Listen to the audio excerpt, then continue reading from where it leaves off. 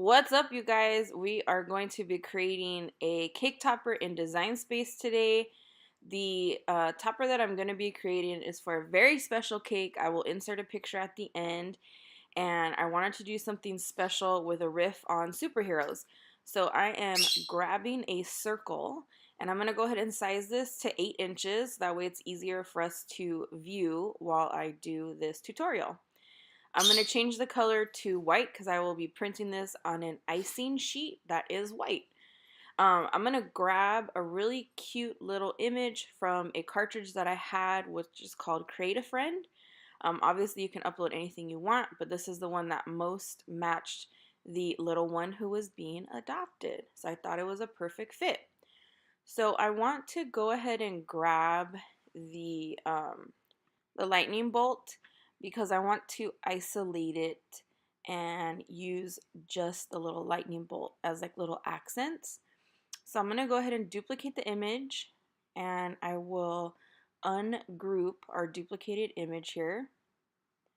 And I'm going to just pull out the lightning bolt sections and then delete the rest of the stuff. Now I'm going to use the slice feature, which is the easiest for me to use. I'm sure there's different ways to do this, but I'm grabbing a square.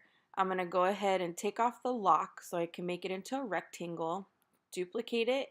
I'm going to place it over the lightning bolt because that's what I want. Highlight both and then click the slice button, delete what I don't need, and now we have the yellow lightning bolt done, and I will do the same with the red.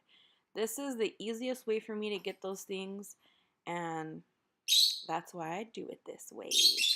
Yes, Peachy is here, you guys. She knows I must be recording a video, so she wanted to say hi. So leave your comments down below and say hi to Peachy, and I will read them to her. Okay, Peachy? All right. Okay, so now that we have the lightning bolt isolated, I'm gonna go ahead and flatten that so that it becomes a printable image. Now I want to take away the lightning bolt from our little superhero guy because we don't need it anymore. So for this, I'm actually going to use the contour feature, which is a really great feature in Design Space that I think not a lot of people use. So I just click contour and I click the part that I want to go away, and just like magic, there is no more lightning bolt. So I'm going to highlight that and flatten that because we are going to print this. And I'm going to go ahead and size it to the size that I like. Also, a suggestion for you guys is whenever you're working on something in Design Space, I always find it easier to design bigger and then make it smaller because I don't know, sometimes, man, my eyes be playing tricks on me. So I'm like, you know what? We're just going to make this bigger so I can see better. So we have the lightning bolts positioned to where I think I like them. And I'm going to go ahead and just use a basic font. It's, nothing crazy. Really? Gosh, but darn it. Oh, and it's still recording. I'm definitely leaving that in there.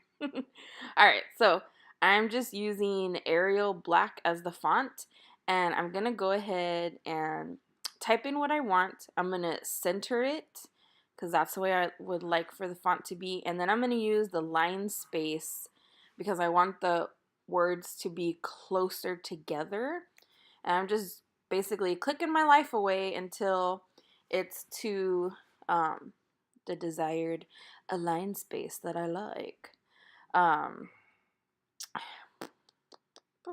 Okay, then we're just gonna size it up, see how you like it.